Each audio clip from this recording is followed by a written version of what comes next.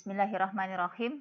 Assalamualaikum warahmatullahi wabarakatuh. Apa kabar anak-anak? Semoga sehat ya, sehat terus. Ya, sehat terus dan semangat. Dan juga Allah memberikan kemudahan dalam urusan-urusan kita. Amin amin ya rabbal alamin. Oke anak-anak, hari ini kita akan belajar tentang trigonometri. Ya, bab baru ya, trigonometri. Ini adalah bab terakhir untuk kelas 10. Ya, trigonometri itu apa sih? Apa trigonometri? Nah, sekarang kalau kita mau berbicara masalah trigonometri, apa sih kegunaan dari trigonometri? Ya, yang pertama, kegunaan trigonometri di dalam kehidupan sehari-hari itu adalah yang pertama untuk navigasi pesawat. Kemarin ya, sempat ada kejadian musibah pesawat Sriwijaya Air jatuh. Ya, setelah 4 menit lepas landas kan begitu. Ini menara pemantau mengatakan bahwasanya pesawat ini sempat menurut radarnya menara pemantau, pesawat ini ternyata tidak berjalan sesuai dengan rutenya begitu. Ya, akhirnya kecelakaan dan jatuh di perairan. Oke anak-anak, ini adalah salah satu bentuk kita ini menggunakan trigonometri, navigasi untuk memandu pesawat, kemudian untuk mengetahui letak pesawat di mana, kemudian ada pesawat jatuh itu di koordinat berapa, begitu. Ya, itu navigasi. Selain itu anak-anak, kegunaan trigonometri adalah untuk mengukur panjang sebuah pulau terhadap tempat kita berdiri. Jadi nggak perlu dari sini orangnya ini kita bawa tali meteran sampai ke pulau itu, nggak perlu anak-anak. Nah, kita cukup menggunakan trigonometri. Oke, untuk menjawab pertanyaan ini tuh kita pakai trigonometri sudah cukup. Oke, kemudian berikutnya adalah untuk menghitung ketinggian gunung anak-anak. Ini juga pakai trigonometri. Ya, nggak perlu kita bawa tali yang panjang manjat sampai puncak gunung, kemudian talinya diulurkan ke bawah diukur. Nah, ini nggak perlu.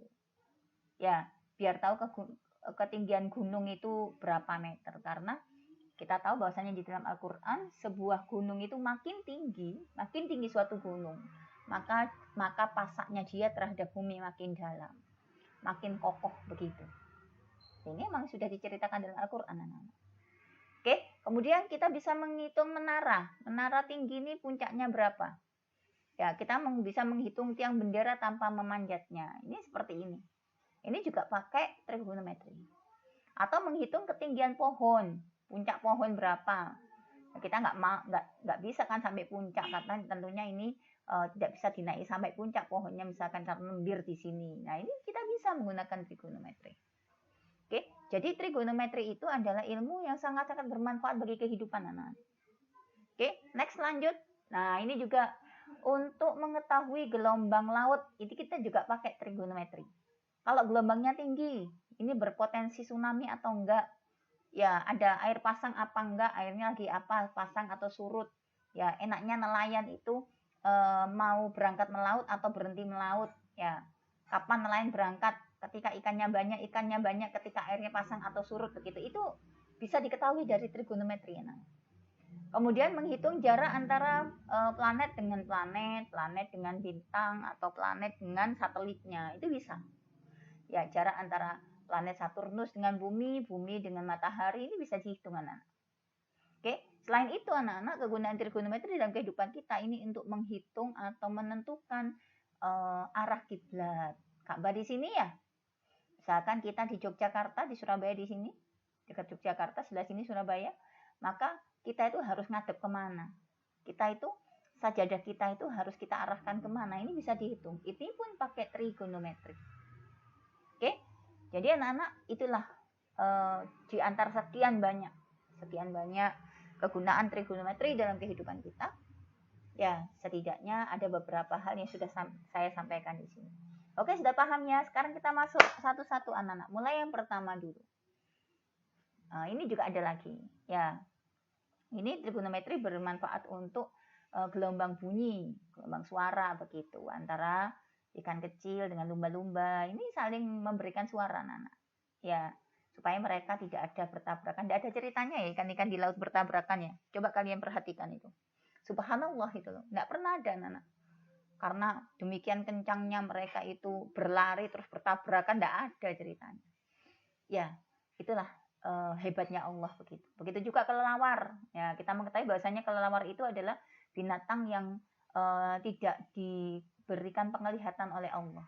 Jadi dia mengeluarkan bunyi ultrasonik begitu sehingga dia bisa mengetahui depannya itu ada apa begitu. Ya, dan bunyi ultrasonik itu memantul ke dirinya. Ini juga pakai trigonometri. Kemudian mengukur kedalamannya laut.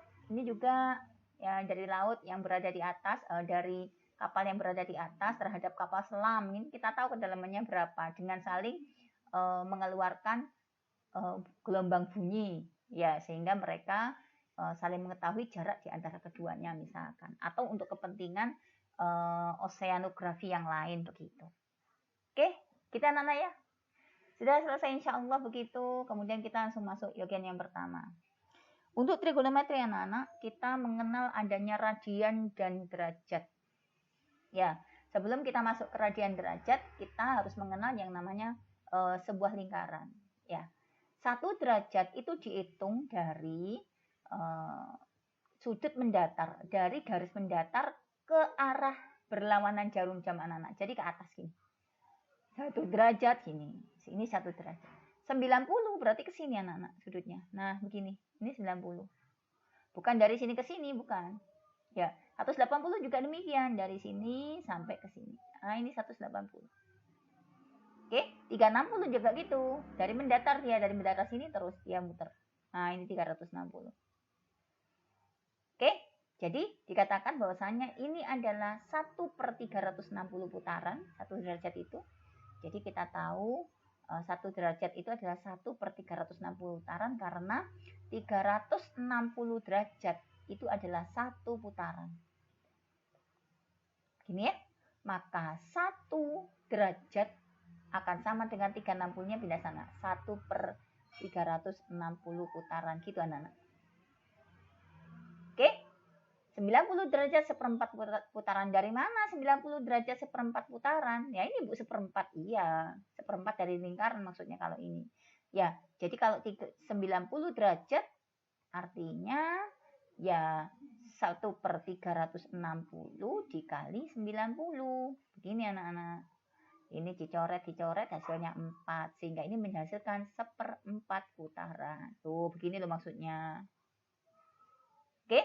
Kalau 180 setengah putaran bagaimana? Ya sama, 180 itu adalah 1/360 dikali 180.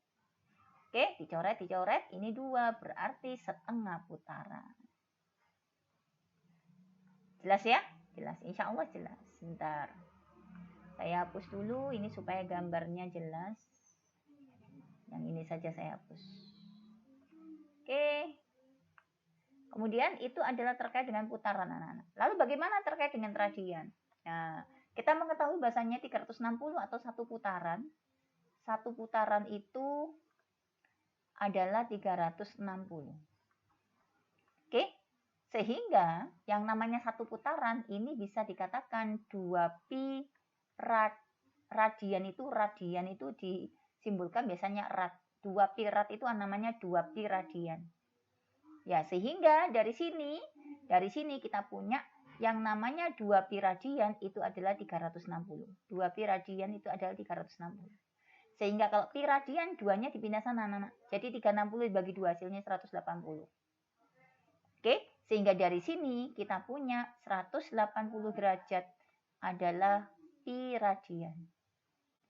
Berarti kalau 1 derajat gimana Bu? 180-nya pindah sana, dia jadi bagi. Pi dibagi 180 radian. Nah, begini.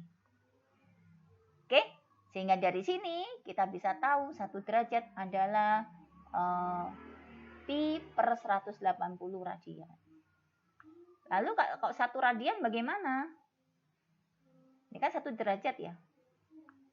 Kalau 1 radian bagaimana? Ya berarti kita punya 180 derajat adalah pi radian. Ini 1 derajat sama dengan pi per 180 radian itu ini enak ya. Ini ya, kita punya ini. Nanti ketika nulis dikotai nak ya, biar inget ya. Kemudian dari 180 sama dengan pi radian, saya tulis di sini ulang. Pi radian sama dengan 180 derajat. Maka kalau 1 radian jadi berapa yuk? Pi-nya pindah sana ya. Berarti 180 dibagi pi. Ini dia jawabannya. Ini tuh ya kan? Ini juga kita kotai. Nah, gini anak-anak. Oke? Bisa ya? Bisa insya Allah. Yuk kita coba latihannya anak-anak. Ya, masih ingat kan tadi? Gimana tadi? Saya tulis pakai apa ya? Pakai kuning ya, iso ya? Enggak ya? Tadi gimana nak? Gimana? 1 radian sama dengan, ini kan? 1 derajat sama dengan pi per 180 radian. Saya tulis di sini. 1 derajat itu sama dengan pi per 180 radian. Oke. Kemudian yang satunya adalah 1 radian sama dengan 180 per pi. Saya pakai lagi. Ini 1 radian sama dengan 180 per pi derajat. Oke. Kemudian 1 putaran sama dengan 360 derajat. Oke, berarti 1 derajat sama dengan 1 per 360 putaran. Nah, ini tadi ya. Kita punya 4 ini anak-anak. Yuk kita coba yang ini. Nomor 1, yang paling atas. Nggak ada nomornya ya. Kita kasih nomor aja ya, biar enak ya. Ini nomor 1. Ini nomor 1. Ini nomor 2. Dan ini nomor 3. Oke, nomor 1. Kita punya 150 derajat. Yang ditanya adalah berapa radian. Dari derajat diubah ke radian. Berarti ini nak ya. Berarti 150 saya kali dengan ini nak. Pi per 180. Ini. Oke, hasilnya sama dengan nolnya saya coret. Ya, 15 saya bagi dengan 3 adalah 5. 18 saya bagi 3 adalah 6. Berarti hasilnya adalah 5 dikali pi, berarti 5 pi per 6. Nah, radian begini.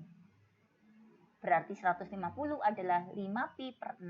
Saya tulis di sini 5 pi per 6. Begini anak-anak.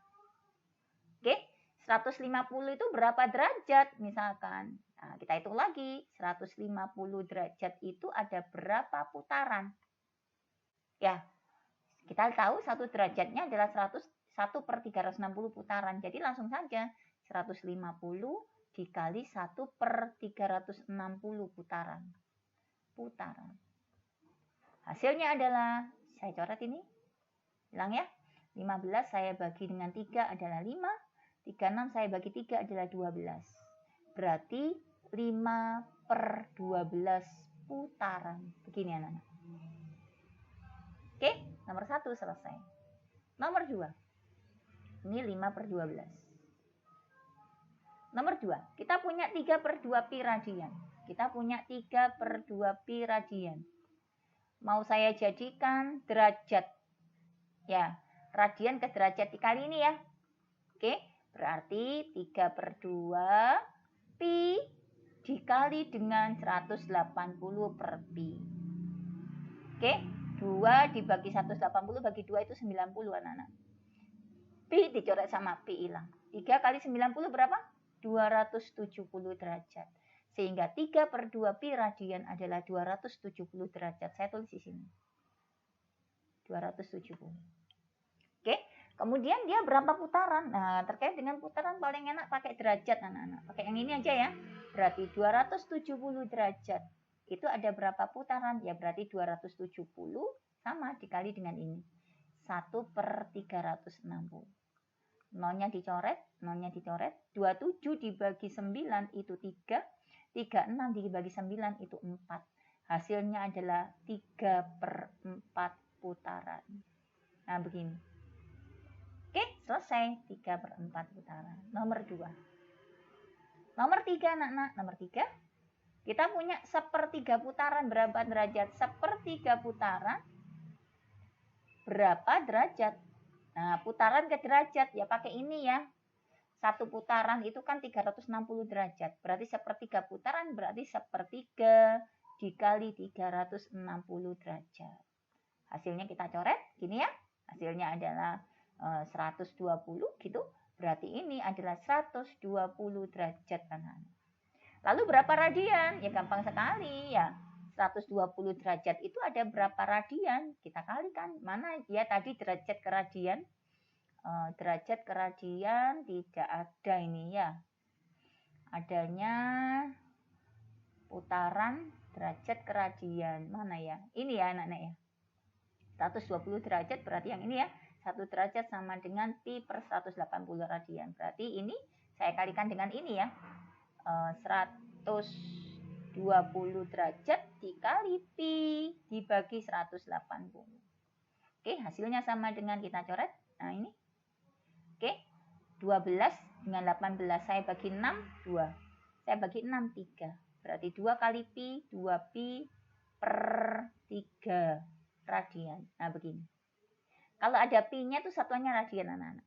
Berarti ini tadi ada 120.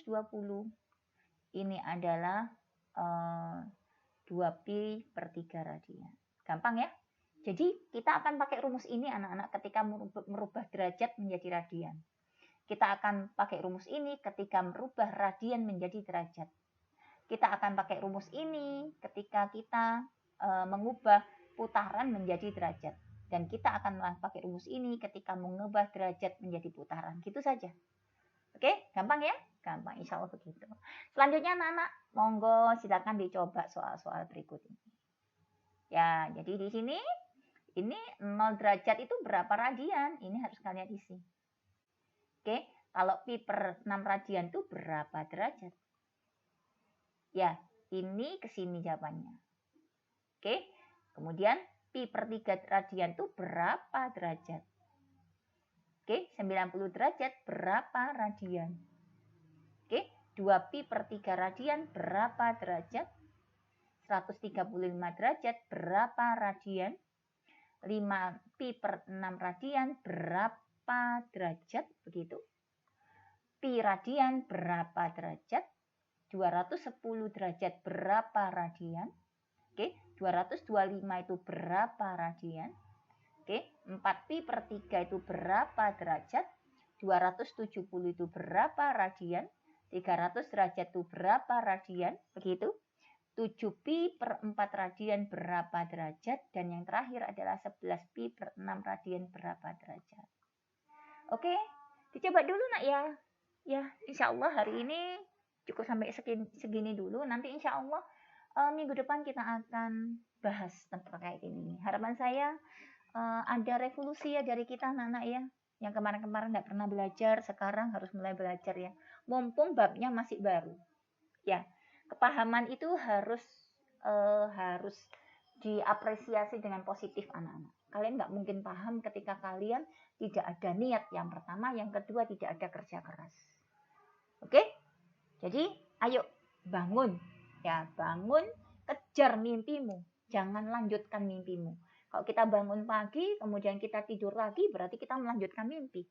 Tapi kalau kita bangun pagi, kemudian kita tidak tidur lagi, tapi segera bekerja, segera belajar, maka kita adalah mengejar mimpi atau mewujudkan mimpi.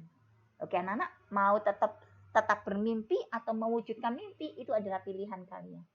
Oke, terima kasih atas perhatiannya. Mungkin cukup sekian, semoga paham ya. Saya akhiri. Assalamualaikum warahmatullahi wabarakatuh.